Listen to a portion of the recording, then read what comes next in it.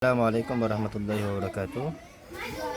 Alhamdulillahirabbil alamin. Wassalatu wassalamu ala Rasulillah wa ala alihi wa ashabihi wa man wala. Asyhadu an la ilaha illallah wahdahu la syarika lahu wa asyhadu anna Muhammadan abduhu wa rasuluhu amma ba'du.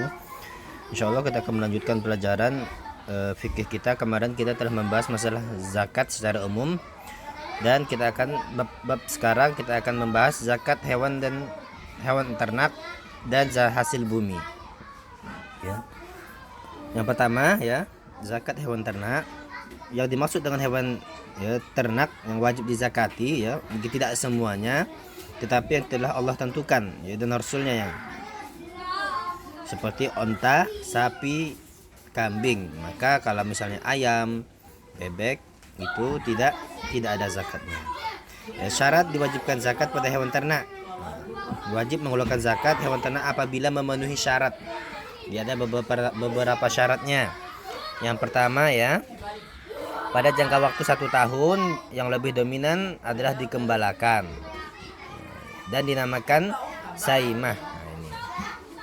Adapun ternak yang pemiliknya mengumpulkan pakannya, maksudnya tinggal di kandang, terus pemiliknya mencari ikannya makan di luar, maka tidak wajib dizakati dan dinamakan dengan ma'lufah.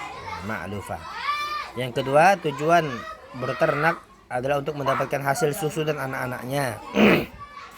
Ya, tujuannya itu berternak untuk mendapatkan hasil susu dan anak-anaknya. Maka hewan yang dipekerjakan, misalnya kayak seperti membajak sawah ya, maka ini tidak dihitung ya, tidak dikeluarkan. Jadi misalnya kalau kita punya sapi atau onta atau kambing misalnya yang dipekerjakan misalnya buat bantu di sawah dan segala macamnya, maka ini tidak ada zakatnya meskipun dia termasuk hewan zakat. Yang ketiga, mencapai nisab. Ya, nisab ya, kadarnya.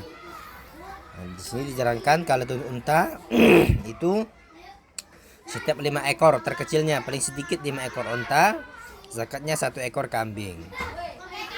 Nah, kalau sapi 30 ekor sapi ya, dizakati 1 ekor sapi jantan atau betina yang genap berusia 1 tahun.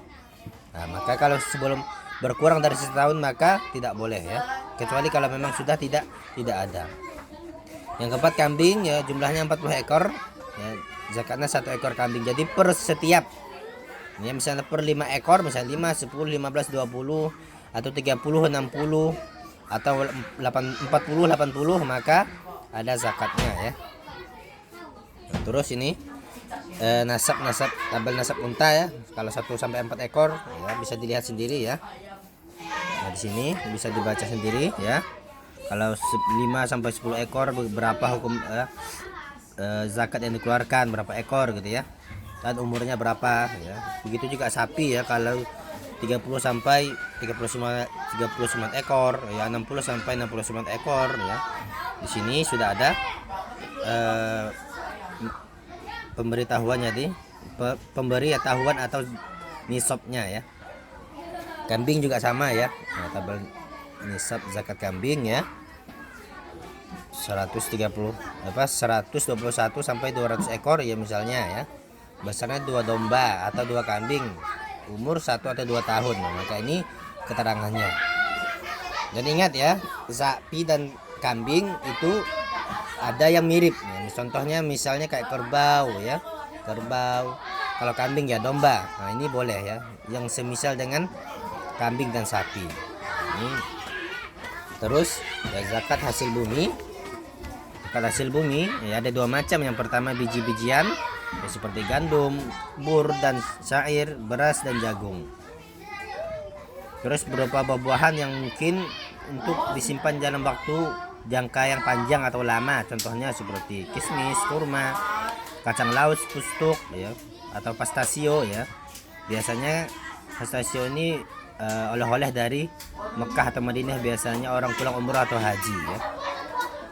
Adapun syarat-syaratnya ya, yang pertama, termasuk hasil bumi yang bisa disimpan dalam jangka waktu yang panjang.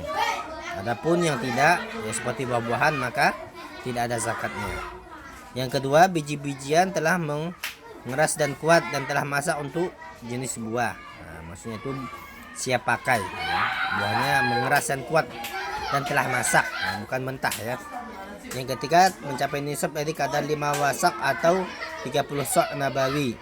Sedangkan ukuran 1 kilonya adalah 1 kilo adalah ukuran kilo ya. Kalau di ukuran kilo bukan 1 kilo ya, ukurannya itu 612 kilo dengan ukuran liter. 1 sok sama dengan 3 liter.